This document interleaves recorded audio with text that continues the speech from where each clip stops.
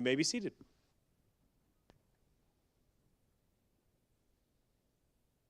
All right. I'm going to start with the assignment. Could you just remind your fellow church members to come to church next week? This is something. We're just going to assume that most everyone is on vacation who is not here. We're going to think good of them, and then if they don't come next week, we're going to publicly and privately rebuke them, right? All right. I'm going to tell you something. Actually, it was really sweet that I just saw when Christy was playing. I just happened to look over at her siblings, and they were, in this moment, Rachel, they were smiling at their sister, and they were pleased and happy for her as she was doing well. And that is a wonderful thing to see. I know it might not always be like that at home, but in this moment, praise God, it was good. And Carly was very happy for her sister at the end, and that's always nice to see. All right, I told you that I am very excited for this series on Judges. I love the Old Testament. I love the narratives. I loved all the goofy things that are going on and the nuances of the Bible, but I love Judges because it is filled with ups and downs, but it's filled with some like real biblical men, masculine, godly men. Now there's also some ungodly ones in there, but there are some godly men, and we're going to look at one of those today. And I'm excited because Judges is just chaos. And I want you to hear something multiple times.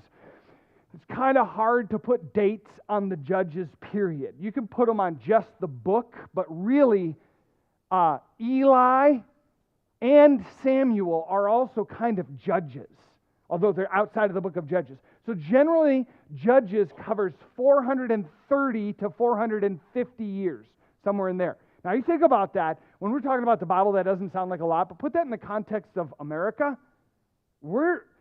That's almost double the length of our country in existence, right?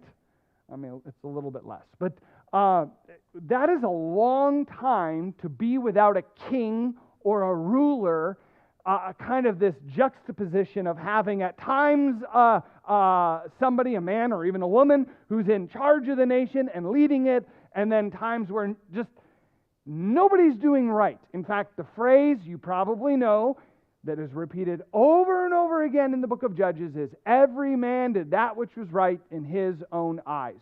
And that is the perfect description of this atrocious time period. But so there's these super low lows where it's just like everyone's wicked and doing abominations. But then there's these super high highs where a man of God or a woman of God rises up, does what is right, and the whole nation repents. And then new generations come. They're not good about passing on their faith from one generation to another. That's really the problem of Judges. And it should be a good warning for us. All right, so here's what we're going to do. We're going to go backwards before we can go forward. So I'm going to start by just refreshing some things for you. And I want to read for you a passage. Tell you what, if you want to turn there, that's fine. But Numbers chapter 33 is where we're going to start. So Numbers 33, and all the children who are in here, this is going to be a great Sunday school time for you. All right? And to prove it, I know you're going to listen so well, so we're going to do at the end of the month, notes for floats. Okay? So here's what I want. I want you to take notes 3 weeks. Keep your notes at the end of the month. If you can show me notes from 3 weeks, root beer floats. All right? For the kids, Miss Shirley. She's all excited. All right. So I want to read Numbers 33, verse 50. This is a prophecy. The Lord spake unto Moses in the plains of Moab by Jordan near Jericho, saying, Speak unto the children of Israel, say unto them, When you pass over Jordan into the land of Canaan, Then ye shall drive out the inhabitants of the land before you, and destroy all their pictures, destroy all their molten images, and quite pluck down all their high places. And you shall dispossess the inhabitants of the land and dwell therein. For I have given you the land to possess it. And you shall divide the land by lot for an inheritance among your families. And to the more you shall give the more inheritance, to the fewer you shall give the less inheritance. Every man's inheritance shall be in the place where his lot falleth. According to the tribes of your fathers you shall inherit. All right, the book of Judges, as I said, is severe failure of the people. They trusted at times, then they failed to trust the Lord, and it led them into this sin cycle. And I think in your bulletin, I put the sin cycle in there for you. Sorry, it didn't quite print perfectly. But the sin cycle is really important. It's just repeated over and over and over and over again, right? So they go into the land. They take the land, but Israel sin, and they sin against God. And after they sin against God, God sends an oppressor. And this oppressor comes in, whether it be the Philistines or the Canaanites or the Perizzites or the Hittites or the Canaanites. I don't know if I said them yet. Or all the other ites. They come in and they oppress Israel and put them under bondage. And they're under bondage sometimes for 7 years, sometimes for 10, sometimes for 40, sometimes for 80 years.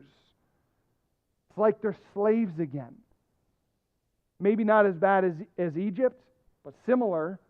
And then finally, they've had enough of the punishment and the oppression, so they cry out to God, and God sends a judge, a deliverer, and he delivers them, and they have rest for a little bit of time, and then the next judge comes, or the next failure of the people comes, and they cry out again. They go through the whole cycle over and over again.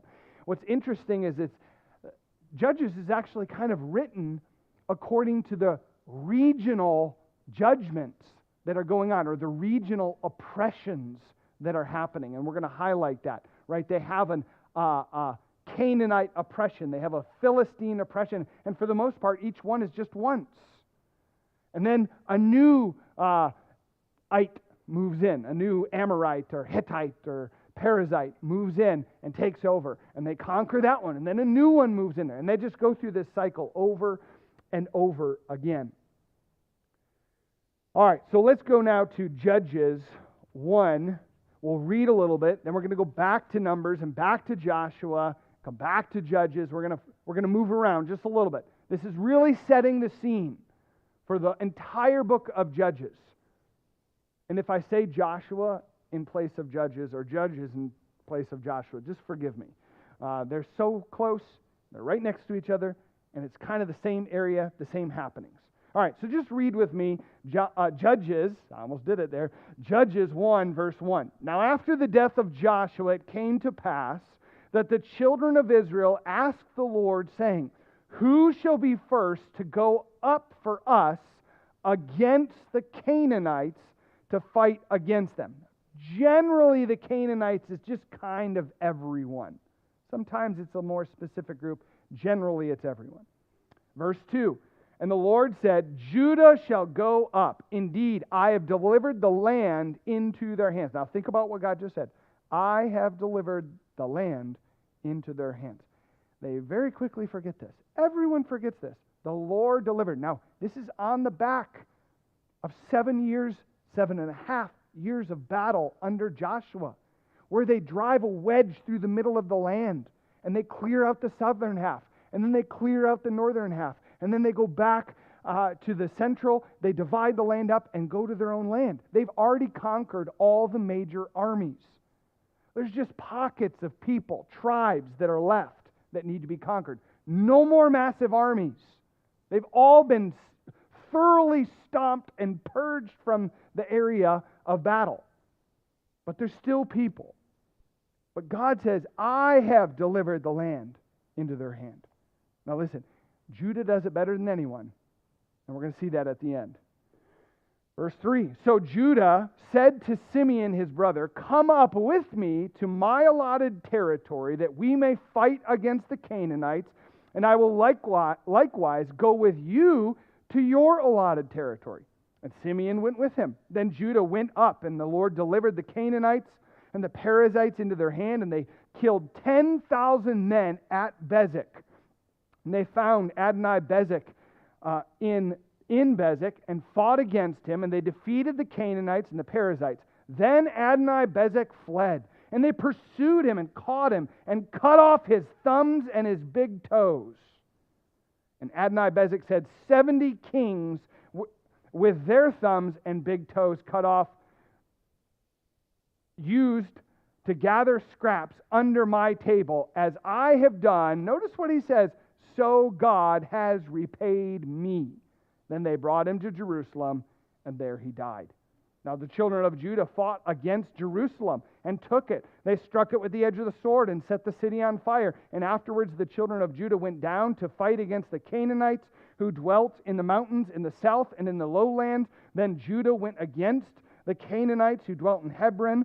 Now the name of Hebron was formerly Kirjath Arba, and they killed Sheshai, Ahiman, and Talmai.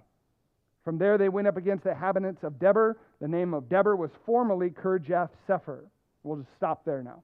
I know that might seem like a lot of names and a lot of people. So I have for you a map. Who likes maps? I love maps. I didn't give you the map until now, because I didn't want you looking at it until now. But these two men are going to hand out the maps. This is a very specific map to the book of Judges.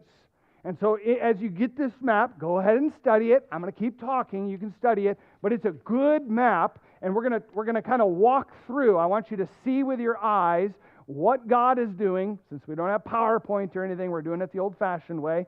That way, kids, you keep the map. I would like you to bring the map back next week and the week after that. There's a good map. Write on the map if you need to write on the map. Draw the routes on the map if you want to draw the routes on the map. I'll try to explain them as we go along.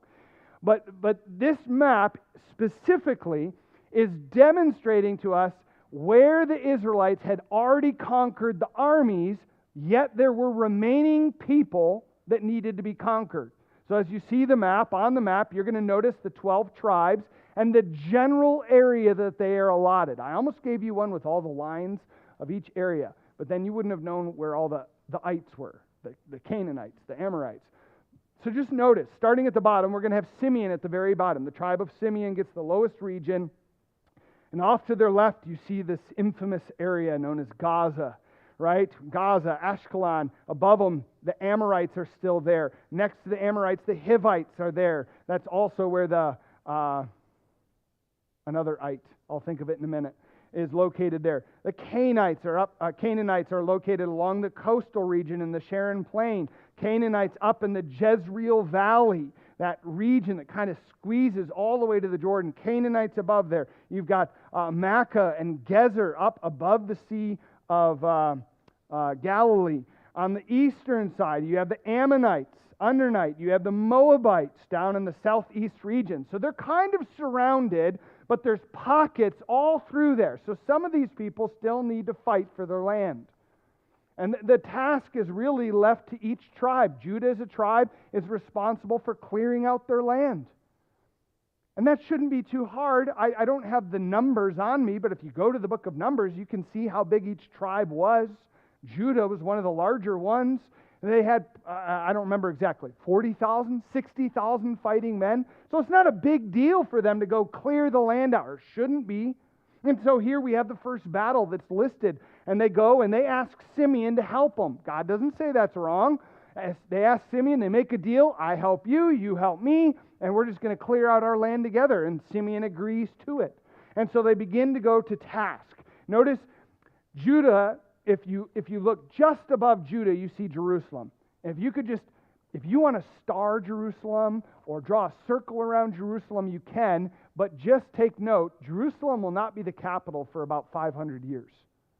It's not the capital here, and it's barely even mentioned in our story, but whenever you're looking at a map of Israel, just find Jerusalem and work out from there. So notice west of Jerusalem, you have the Hivites and the Amorites listed. Now, Judah needs to begin to clear out the land. In the first place that he's fighting against this man called Adonai, or he's fighting at Adonai-Bezek. And this man has been wicked. This man has himself conquered 70 kings. And when he catches them, he cuts their thumbs off and he cuts their big toes off. There's significance to that. If you don't have your big toes, you're really going to struggle running. They're the most important part of balance. So without your big toes, you're not going to be very agile. And without your thumbs, you're not going to hold a sword. So these men, these kings, have become now pawns for him, trophies for him. He's caused them to be useless in battle at this point, and he kind of marches them around. Well, now the Israelites do the very same thing to him. He's a wicked king. And he even recognizes that he's wicked and that the Lord has given victory because he states it. He states that God has punished him, that God is superior, that God has, as he says in verse 7, repaid me for my wickedness. And so they kill the Canaanites and they kill the Perizzites in this region. They capture the leader. And sometimes critics of the Bible will say, listen, this was so harsh. Why is God God is a harsh God of the Old Testament. He's just slaughtering whole people groups.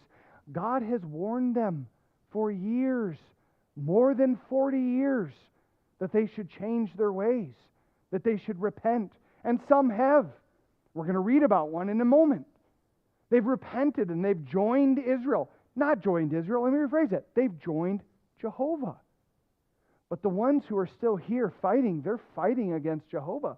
And this king is wicked.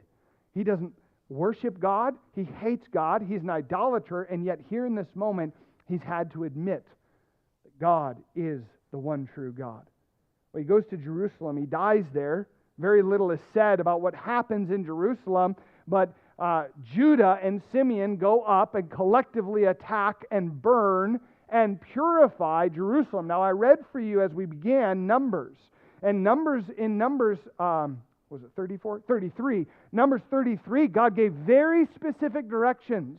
When you go in and here's a small town and it's got, let's say, 10 houses. You go into the houses, you remove all idolatry, all images. You destroy them, you burn them. If they have a mountain above them and at the top of the mountain there's a grove where they worship false idols, you go to that grove and you destroy it. You destroy all the idols, you wipe it clean. They get to keep the house, but none of the wickedness. That's what they're supposed to do. And as we read through Judges, what do we read over and over again? Every man did that which was right in his own eyes. And so here they're to cleanse the land of wickedness, of people who are wicked and the wicked ways of the people. And so Judah begins. They clear out the land. I'm going to have you jump down a little ways if you would. If you would go down to verse 17. Judges 1, verse 17. It says, also Judah took Gaza with its territory, Ashkelon with its territory, Ekron with its territory. So the Lord was with Judah, and they drove out the mountaineers. Sad words. But they could not drive out the inhabitants of the lowland because they had chariots of iron. So they fail.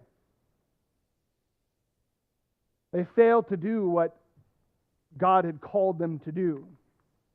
They take most of the land of Canaan, but not the lowlands where the chariots are. They drive out the mountaineers. That does not mean that these men have picks with long beards and they're yodeling up in the mountains. Not those type of mountaineers, right? These are just mountain-dwelling warriors. And we're going to read about some of them in a moment. Now let me ask you, are the chariots and are the mountaineers too strong for the Lord? Did not God say, I will drive out the inhabitants of the land? So where's the failure? Is it with God? Is it with the people? It's obviously with the people. Because right smack dab in the middle of this story is Caleb. And what does Caleb do? He drives out the mountaineers. Let me rephrase that. He doesn't drive out the mountaineers. He slaughters the mountaineers. And so we have this in the middle of Judges 1, we have this wonderful parentheses of what a man of God should be doing. And I think God starts this book with Caleb on purpose. This isn't the first time we've seen Caleb. In fact, if you went backwards to Numbers chapter 34, he's chosen as one of the tribal leaders who's going to go into the promised land and march through the promised land and figure out where they should go in and spy it out, how they could attack, where they could find wells so they could stop as a nation, how they're going to go in and divide the land up. That was his job. His job was not, this is what we think sometimes, his job was not go in and look, is it really a land flowing with milk and honey? Is what God said really true? That wasn't his job as a spy. His job was, he was going to discover that in the process, but his job was to spy. And spies have to gather information. Where should they attack? What cities were strongholds? Where was their water? Where was their food? Where were their herds that they could take to feed the people? How could they go in and win a battle? Right? They weren't just there to make sure that the grapes were this long. All right, a few of you got that. Okay. Do we need to sing the song? No. Okay, Josh Spink says no. Good. All right, so Caleb goes in, and he's listed there. He's listed in Numbers. He's listed also in Joshua chapter 14. In fact, everything we're about to read was already covered in Joshua 14. So why is God bringing it up again? Because of the verse that we just read about Judah. Judah goes in, and they did 90% of the job. But they failed 10. And Judah was the best one. And yet here you have Caleb. And so let's read about Caleb in verse 12. Then Caleb said, "Whoever attacks Kirjath Sepher and takes it, to him I will give my daughter Achsah as wife." And Othniel, who will be the first judge, Othniel the son of Kenaz, Caleb's younger brother, took it. So he gave him his daughter Achsah as wife. Now it happened when she came to him that she urged him to ask her father for a field. And she dismounted from her donkey, and Caleb said to her, "What do you wish?" So she said to him, "Give me a blessing, since you have given me land in the south. Give me also springs of water." And Caleb gave her the upper springs and the lower springs. Now the children of the Kenite, Moses' father-in-law, went up from the city of palms with the children of Judah in the wilderness of Judah, which lies in the south near Arad. And they went and dwelt among the people. And Judah went with his brother Simeon, and they attacked the Canaanites. And so you have this explanation. By the way, Caleb, if you know from Joshua, Caleb is a descendant of the Kenites. He's a Kenite. He's not even actually Jewish by blood. He's Moses' father-in-law's relative. And yet he gets absorbed into the nation of Israel during their wanderings. And by the time they go to search out the land, he's so noble among the people that they choose him as one of the tribal leaders to go in. And he does such a good job leading and reporting as a spy that 40 years later, he's still a tribal leader and he's receiving his inheritance before anyone else. He's a faithful man, not even Jewish by birth. He's absorbed into the Jewish nation because he agrees that Jehovah God deserves the worship. And so now his relatives come to fight with him. Well, he wins the land. In fact, if we were to go to Joshua, Joshua gives us a very steady or a clear account of his devotion. Joshua 14. I'll just read it to you if you don't want to turn there. Then the children of Judah came to Joshua in Gilgal, and Caleb the son of Jephunneh, the Kenizzite, said to him, "You know the word which the Lord said to Moses, the man of God, concerning you and me in Kadesh Barnea." Kadesh Barnea is way down in the wilderness. It's the wandering area. "I was 40 years old when Moses, the servant of the Lord, sent me from Kadesh Barnea to spy out the land, and I brought back word to him as it was in my heart."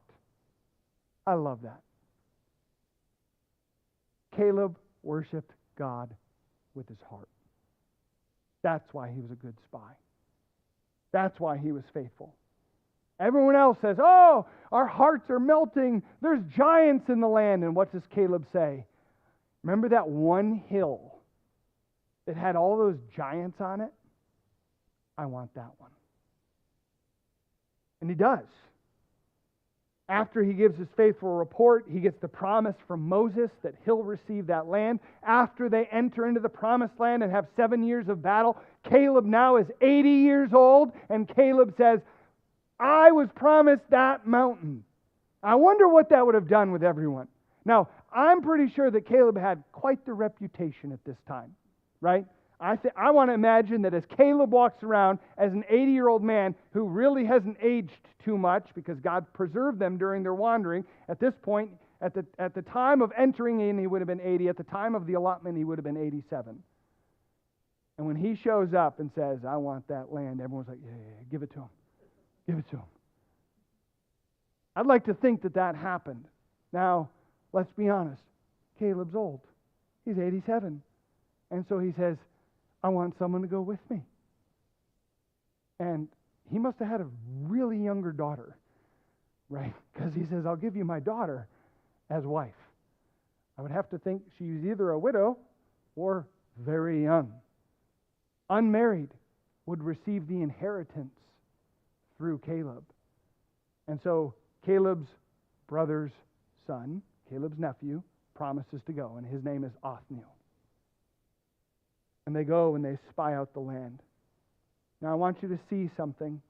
Going back to Judges, Judges 1. Why is it this one king gets mentioned? Right? Bezek. They go to Bezek. It's not on your map, I don't think. Shouldn't be on your map. It's not on my map either. And here in Bezek, they find Adonai-Bezek. And Adonai-Bezek is a ruthless man. And they fight against him, take his land, and they move to the next mountain. Verse 10, then Judah went against the Canaanites who dwelt in Hebron. Now the name of Hebron was formerly Kirjath Arba, and they killed Sheshai, Ahiman, and Talmai. Now listen, Kirjath, let me get the name right. Kirjath Arba used to be Hebron. And there's kind of some famous giants that lived in Kirjath Arba, known as the sons of Anak. And from the sons of Anak is who dwell on that mountain that Caleb will take. And from the sons of Anak comes another famous giant years later, known as Goliath. These giants have left or been killed. Now, Goliath is from Gath, which is a little bit, if you look at your map, it's a little bit west of Hebron, west and south. But there's giants, warriors warrior men in these hills. And Caleb doesn't care. Now please note, Judah couldn't drive out the mountaineers, but Caleb did. And he takes Hebron. Not only Hebron, formerly known as Arba, or Kirjath Arba, the dwelling place of the sons of Anak, but he also takes the next mountain after that. Or that Judah does. From there they went to the inhabitants of Debir. The name of Debir was formerly Kirjath Sepher. All right. I'm belaboring this point. Why? Caleb takes what has been given to Caleb by God. He's the only one. We're going to see that in just a moment. And I want you to notice, though, what Caleb does. He's appealed for the land. He's fought for the land. He renames it Hebron, which means seat of association or place of fellowship, a place of communion. And he receives the land.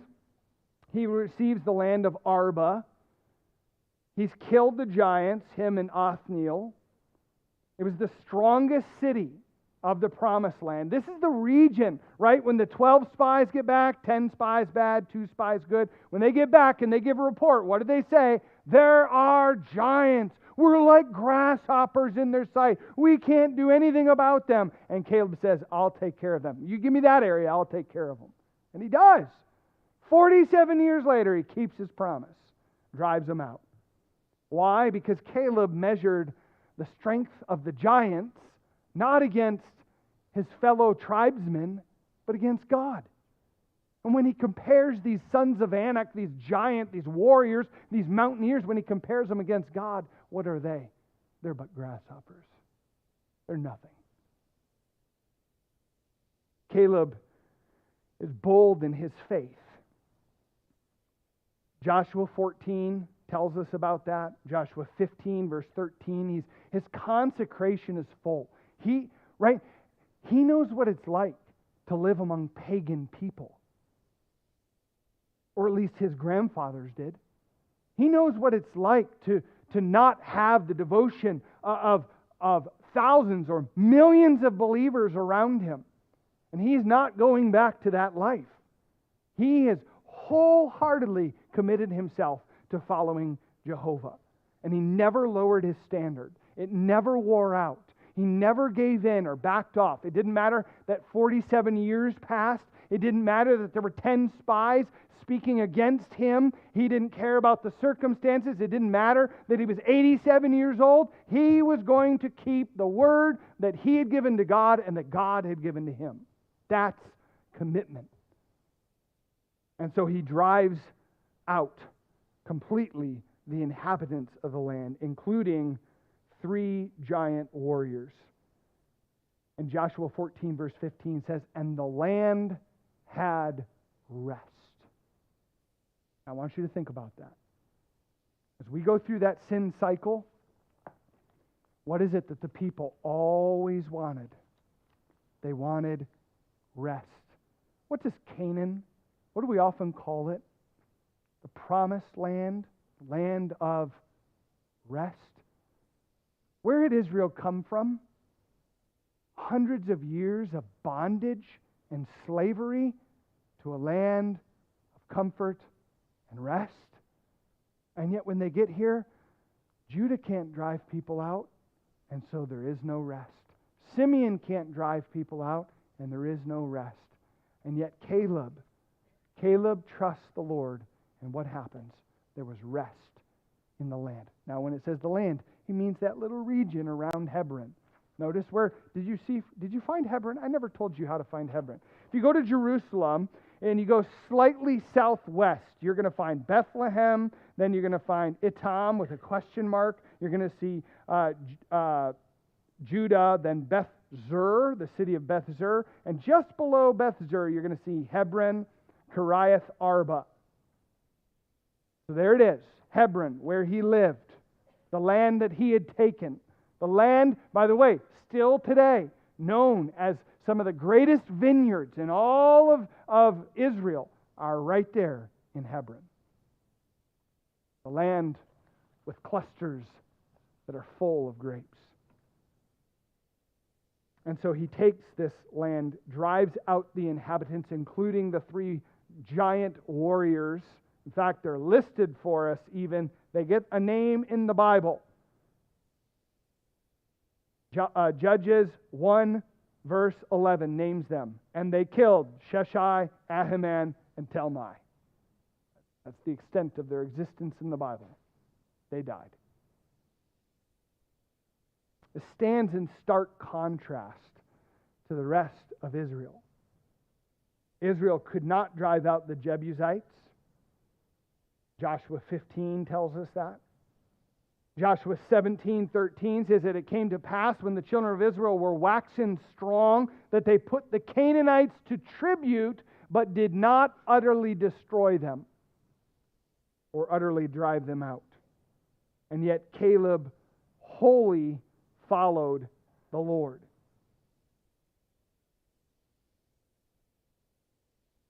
And so Caleb's daughter comes and asks. 4 times, by the way, it says Caleb wholly, W-H-O-L-L-Y, wholly or completely followed the Lord. What a statement. 4 times. I'll give them to you. Numbers 14:24. God said it again in Numbers 32:12. He said it in Deuteronomy 1 verse 36 and Joshua 14:14. Every aspect of Caleb's life was continually centered on the Lord. In simple faith, he trusted God, and it led to completed faith in Him. Can I ask you, how often does your faith fall short? We trust God, but not in simple faith to the end. We try to step in at times to help God, right? We get about 80 or 90% of the way, and they're like, well, I got the rest from here, God. I can take it. We try to adjust the plan at the last minute, fix our intent, or fit our intent into what we want. We don't trust the Lord completely. Caleb does here. And I want you to just note real quick what he does with his inheritance. He gets a big allotment. He really does. Nobody wants it. There's giants. And so what does he do? He gets this large chunk of land, and immediately, what's his daughter do? What every daughter does. She asks for more. Right? I know you gave me this great farmland, but I could use a nice well or a spring. And what does Caleb do? What every loving father does. Gives her 2 springs. Right? So she comes and she wants this extra land. She wants this. By the way, it's an inheritance. She's getting it anyways. And he gives it to her. He doesn't need it. He completed what God had asked him to do. And so he gives it to her. He didn't ask for an army to come with him. He just asks for one person, Othniel. I also like that she's not afraid to ask for blessing. I think he's passed on his faith well.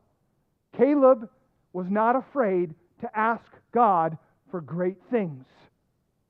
Caleb could have said, I was a faithful warrior, Lord. I did all these things for you. And there's this allotment outside in the north side of Jerusalem, which we conquered a long time ago. Remember, Ai wiped it out.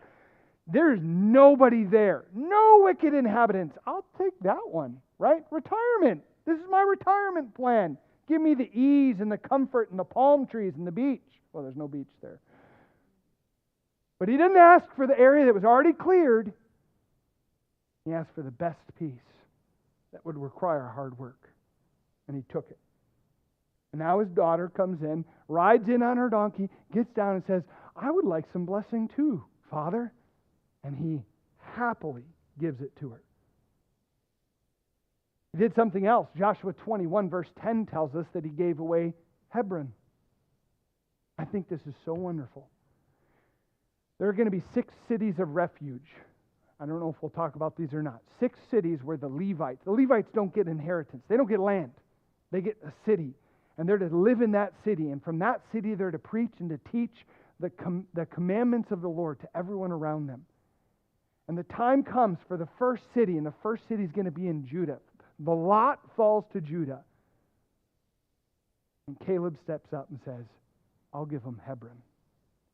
He gives away the best city, the biggest part of his inheritance, and he just gives it to the Levites.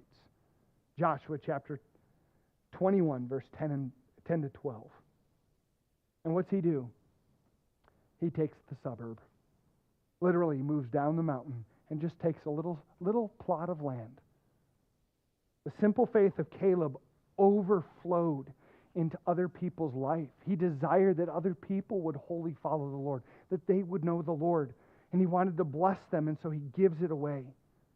He gives it to the Kohathites of the children of Aaron, of the children of Levi. For the lot for theirs was first. But that's not how Judges 1 ends. We're going to wrap it up real quick. It's bad. technically 16 verses. We'll do it in rapid succession. We won't even read them all. You're going to get the picture very quickly. Read with me, starting in verse 21. But the children of Benjamin did not drive out the Jebusites who inhabited Jerusalem, So the Jebusites dwell with the children of Benjamin in Jerusalem to this day. And the house of Joseph also went up against Bethel, and the Lord was with them. This is Ephraim. Manasseh and Ephraim, there's two sons of Joseph. He calls Ephraim the house of Joseph here. And the Lord was with them. So the house of Joseph sent men to spy out Bethel. The name of the city was formerly Luz. And when the spies saw a man coming out of the city, they said to him, "Please show us the entrance to the city, and we will show you mercy." So he showed them the entrance to the city, and they struck the city with the edge of the sword. But they let the man and all his family go. And the man went to the land of Hittites, built the city, and called its name Luz, which is the name to this day. So they let a guy go, and what's he do? Builds a fortified city, wicked city, that will now fight against, and they will, against Israel. However, Manasseh did not drive out the inhabitants of Bashan and its villages, and Tanakh and its villages, and the inhabitants of Dor and its villages, and the inhabitants of Ibleam and its villages, and the inhabitants of Megiddo and its villages. Shall I go on? Or do we get the picture? It goes just the next one, verse 29. Nor did Ephraim drive out the Canaanites who dwelt in Gezer. So the Canaanites dwelt in Gezer among them. Verse 30. Nor did Zebulun drive out the inhabitants of Kitron and the inhabitants of Nahalal. Verse 31. Nor did Asher drive out the... Do you get the picture? It goes down through all of these.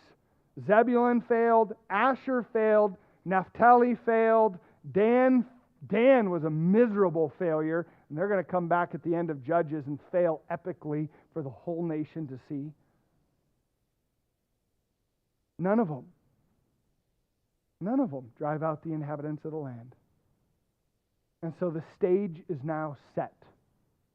The problem of the tribe's weak faith will progress. They didn't purify the land. They didn't purify themselves. Now listen, we started by reading Numbers chapter 33. And I want you to go back to the book of Numbers while we end. Numbers 33. We read the beginning, Numbers 33, and God pronounces that they should go to the land, they should take it, they should remove all the images, they should remove all the idols, they should destroy the places of worship. They get to keep all the houses, all the crops, all the animals, all the riches, all the gold. They get to keep everything for themselves, but drive the people out. Either kill them if they won't leave, or drive them out. And what would happen if they don't? Numbers 33, verse 55. But if you will not drive out the inhabitants of the land from before you, then it shall come to pass that those which ye let remain of them shall be pricks in your eyes and thorns in your sides, and shall vex you in the land wherein you dwell. Moreover, it shall come to pass that I shall do unto you as I thought to do unto them. Prophesied before they ever even went into the promised land. That's the consequence. Our world does not like the word consequence. Trying to remove that. But there are consequences. There's consequences when we don't pursue the things that God encourages us to pursue. And here it is for Israel. You don't do it, they're going to be pricks in your eyes. They're going to be thorns in your flesh. They're going to vex you constantly.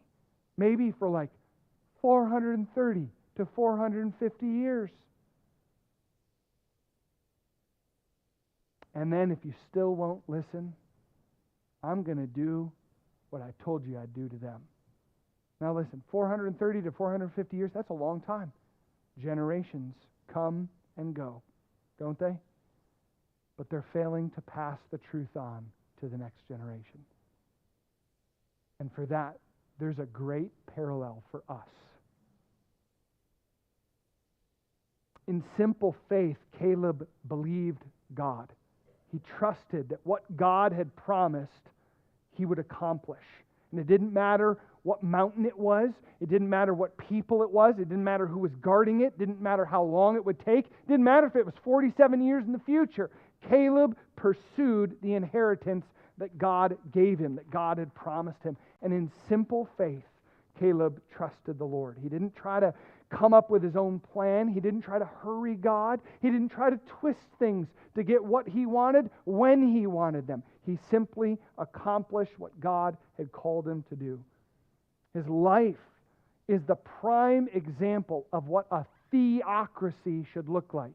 And that's what Israel was at this time. A theocracy, meaning God is there's no president, there's no prime minister, there is God at the top. And as far as Caleb was concerned, he looked straight to the Lord for his direction. And that's how God intended it to be. Good promise here for us, because that's how it will be one day. In His kingdom, Jesus Christ will sit on the throne, and we will have no problem looking to Him. He will be the ruler. But that's how God intended it here. But Caleb's the only one who got it. Hebrews 6 verse 9 gives us a good, 6:9 through 20, gives us a good parallel description. The entire focus of this passage is on God.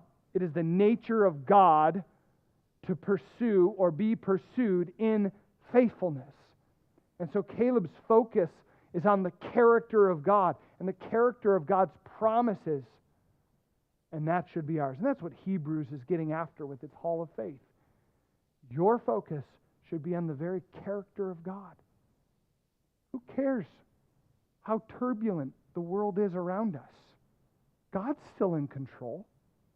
And it's been a pretty interesting week. God's still in control. God's promises will be accomplished. Oh, nations will rise and fall. People groups will turn from the Lord or turn back to Him. But what about you? Is God your King? Israel failed because they did not pass the truth on from one generation to another. I was recently asked, I'm trying to remember, I don't even remember when I was asked this, but I was asked, what is like my number one goal in life, overall? And for some reason, I've been thinking about this lately. In fact, I know it was sparked because I'm doing premarital counseling for Abby Reason and her fiance. And I just asked her fiance to tell me about himself, when he came to know the Lord, and what his background was.